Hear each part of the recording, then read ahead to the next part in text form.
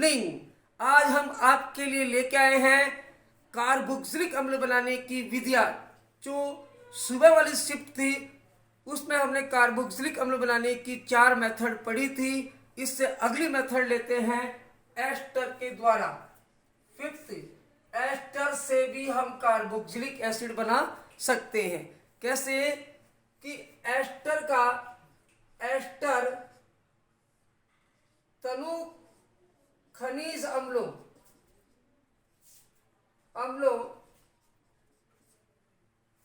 द्वारा जल अपघटित होकर कार्बोक्सिलिक एसिड बनाते हैं। कार्बोक्सिलिक एसिड बनाते हैं। तो मैं एक एस्टर लिखता हूं, RCOOR। ये है आपका एस्टर है, ये एस्टर है और इसकी रिएक्शन करा देते हैं जल के साथ एसिडिक मीडियम में। तो ध्यान से देखना, ये यहां से टूट जाएगा और बना देगा RCOOH और ये यहां से टूटेगा। तो ये OH इसके साथ और ये इसके साथ में बनेगा ROH। इस प्रकार से ये बन गया आपका कार्बोक्सिलिक एसिड।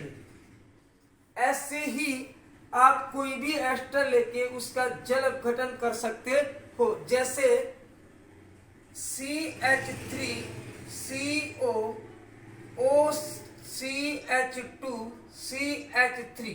जैसे हमने एस्टर लिया जिसका नाम है एथिल एथेनोएट और इसका मैं जल के साथ जब इसकी रिएक्शन कराता हूं तो ये यहां से टूटेगा और ये यहां से, तो ये बन जाएगा CH3COOH। एक बन जाएगा आपका CH3COOH। ये बन गया एथेनोइक एसिड और साथ में बनेगा आपका CH3CH2OH। तो बनेगा CH3CH2OH यानी एथेनॉल। तो इस प्रकार से हम एस्टर का अम्लीय जल अपघटन करके भी कार्बोक्सिलिक एसिड प्राप्त कर सकते हैं। कुछ एग्जाम्पल में और लूं, जैसे एथिल बेंजीनोएट का एग्जाम्पल लेता हूं।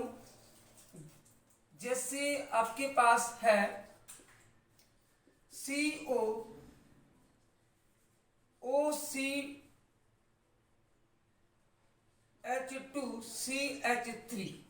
इसका नाम हो गया एथिल बेंजीनोएट। इसको बोलते हैं एथिल बेंजीनोएट। इसकी जब जल के साथ रिएक्शन कराएंगे तो ये यहां से टूटेगा, ये यहां से टूटेगा। तो यहां से इसके साथ तो H और इसके साथ OH, तो बनेगा आपका COOH प्लस CH3CH2OH। ये बन गया आपका बेंजेनोइक एसिड और साथ में बन गया आपका एथेनॉल।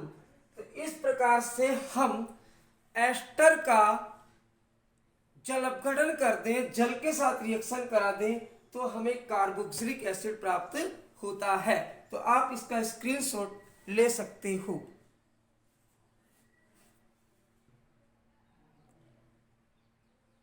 और नेक्स्ट अपन बात करते हैं, एक इंपॉर्टेंट लाइन याद रखना, हैशटैग लगाना और लिखना कि एस्टर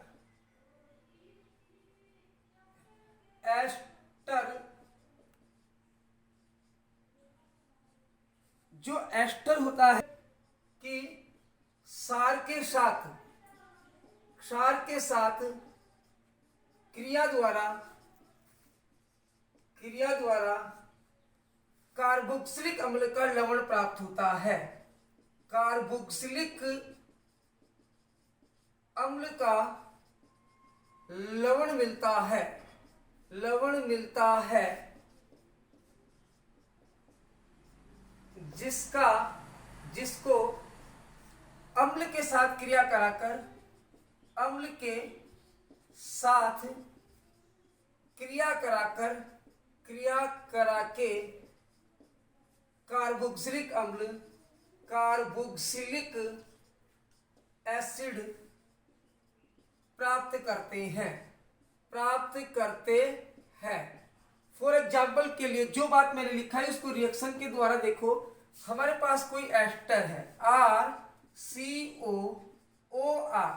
ये एस्टर है। इस एस्टर की रिएक्शन करा दे अपन सोडियम हाइड्रोक्साइड के साथ, किसी सार के साथ, तो जैसे इसके रिएक्शन कराते हैं वैसे ही ये सोडियम है वो इसके साथ जुड़ जाएगा और कार्बोक्सिलिक एसिड का सोडियम लवण में मिल जाएगा।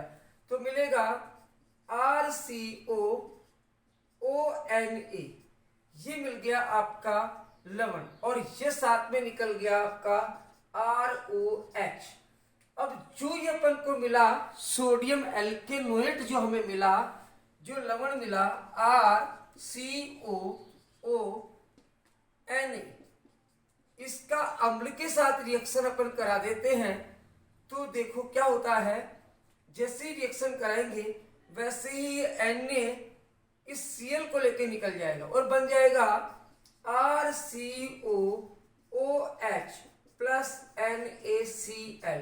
इस प्रकार से एस्टर का सार के साथ क्रिया कराएंगे तो कार्बोक्सिलिक एसिड का लवण मिलेगा और कार्बोक्सिलिक अम्ल के लवण को जब किसी अम्ल के साथ रिएक्शन करा देंगे, ये क्षारक है और ये है अम्ल, तो हमें मिल जाएगा कार्बोक्सिलिक एसिड।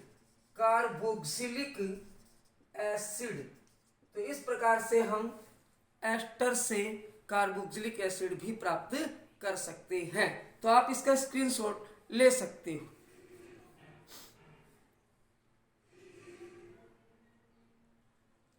जैसे हमारे पास एक एस्टर और है ethyl butanoate, ethyl butanoate CH3 CH2 CH2 COO CH2 CH3, इसको हम कहते हैं एथिल ब्यूटेनोएट। एथिल ब्यूटेनोएट अगर इसकी रिएक्शन में क्षार के साथ कराता हूं NaOH के साथ तो हमें मिलेगा, ये यहां से क्या हो जाएगा, टूट जाएगा, यहां से ये टूटेगा और यहां से टूटेगा, Na इसके साथ लगेगा तो हमें प्राप्त होगा CH3 CH2 CH2 COONA plus साथ में मिलेगा आपको CH3 CH2OH।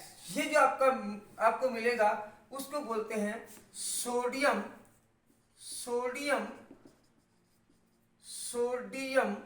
1 2 3 4 ब्यूटेनोएट, इसको बोलते हैं सोडियम ब्यूटेनोएट।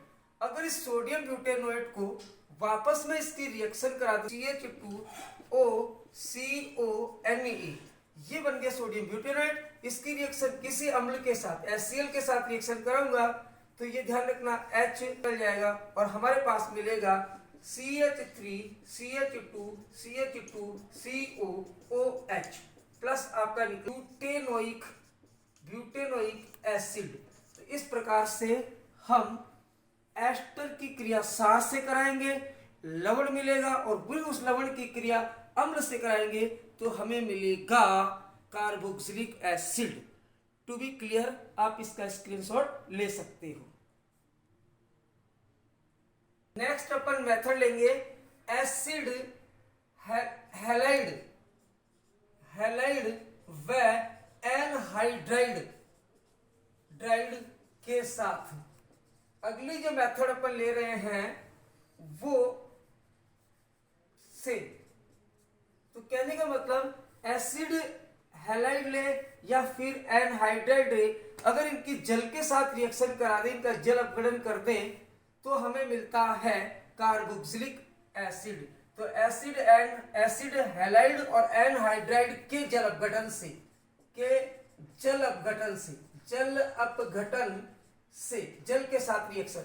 तो सबसे पहले बात करेंगे एसिड हैलाइड की, RCOCl। ये क्या है आपका एसिड हैलाइड। इसकी रिएक्शन इसको कहते हैं अपन एल्केनोइल क्लोराइड,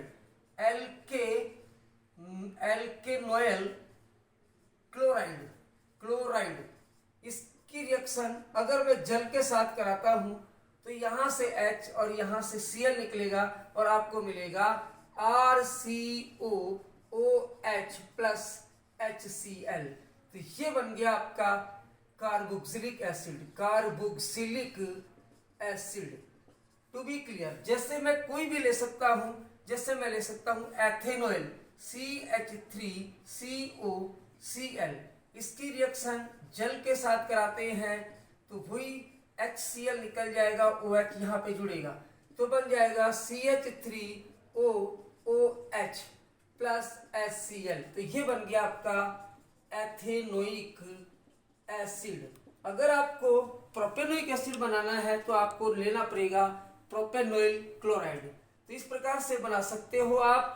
और आपको मैं एक एरोमेटिक कार्बोक्सिलिक एसिड बनाकर भी बताता हूं। जैसे आप यहां पे लेते हो बेंजीन क्लोराइड, जैसे हमने लिया है बेंजीन क्लोराइड, इसको कहते हैं बेंजीन ऑयल क्लोराइड। अगर मैं इसकी रिएक्शन जल के साथ कराता हूं, सेम रिएक्शन होगी, HCl निकल जाएगा और हमारा बनेगा COOH प्लस HCl। इसको कहते हैं बेंजीनोइक एसिड। इस प्रकार से आप बेंजीनोइक एसिड बनाते हो। तो हमने जितने भी एसिड हैलाइड लिया उनकी जल के साथ जब रिएक्शन कराई तो हमें मिला बेंजीनोइल क्लोराइड। इसी प्रकार हम एनहाइड्राइड लेकर भी बना सकते हैं। तो स्क्रीनशॉट लीजिएगा।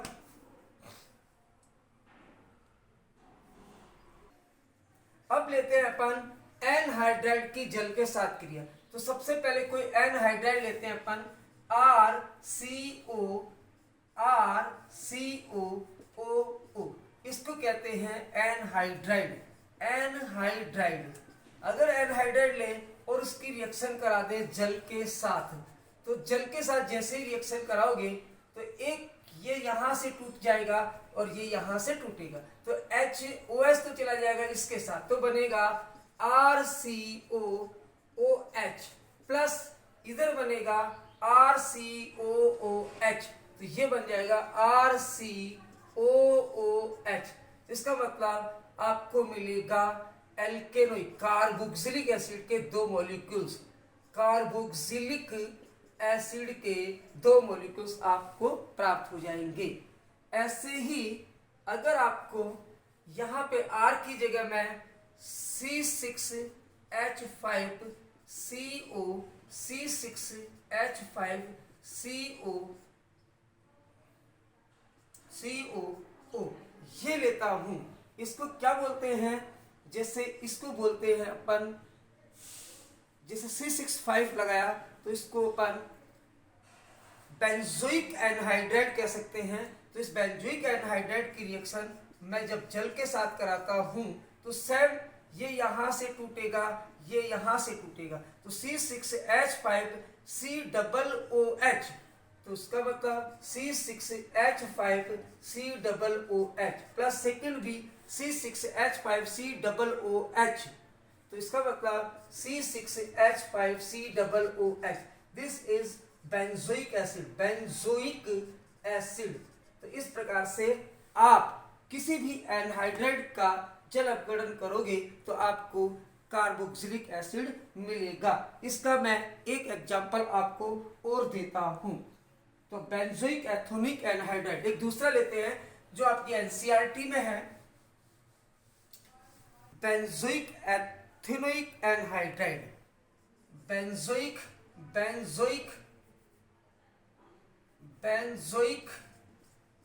एथेनोइक एनहाइड्राइड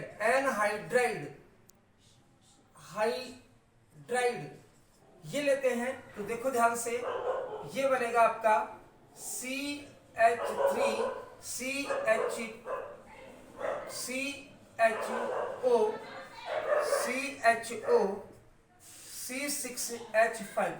ये हो गया आपका बेंजोइक एथेनोइक एनहाइड्राइड। और इसकी जब रिएक्शन कराते हैं वाटर के साथ, जैसे ही रिएक्शन होगी ये यहां से टूटेगा, ये यहां से टूटेगा, तो ये बन जाएगा CH3COOH। तो ये तो बन गया आपका CH3COOH। साथ में देखो क्या बनेगा, C6H5COOH। एक बन गया आपका C6H5COOH, या इसको ऐसे लिख सकते हो OOH। तो ये बन गया आपका एथेनोइक एसिड, और ये बन गया आपका बेंजेनोइक एसिड। तो इस प्रकार से आपको कार्बोक्सिलिक एसिड बनाने की जो मेथड थी वो मैंने आपको एक्सप्लेन की है। आप प्रैक्टिस करना, ऑर्गेनिक केमिस्ट्री में जितना ज़्यादा लिख के प्रैक्टिस करोगे ऑर्गेनिक केमिस्ट्री आपकी उतनी ही स्ट्रांग होगी। तो ये हमारी मेथड हुई और कार्बोक्सिलिक एसिड बनाने की। इसके बाद नेक्स्ट वीडियो में आपसे मिलते हैं कार्बोक्सिलिक एसिड के भौतिक और रासायनिक गुणों के साथ। Thank you very much for watching this video. Okay.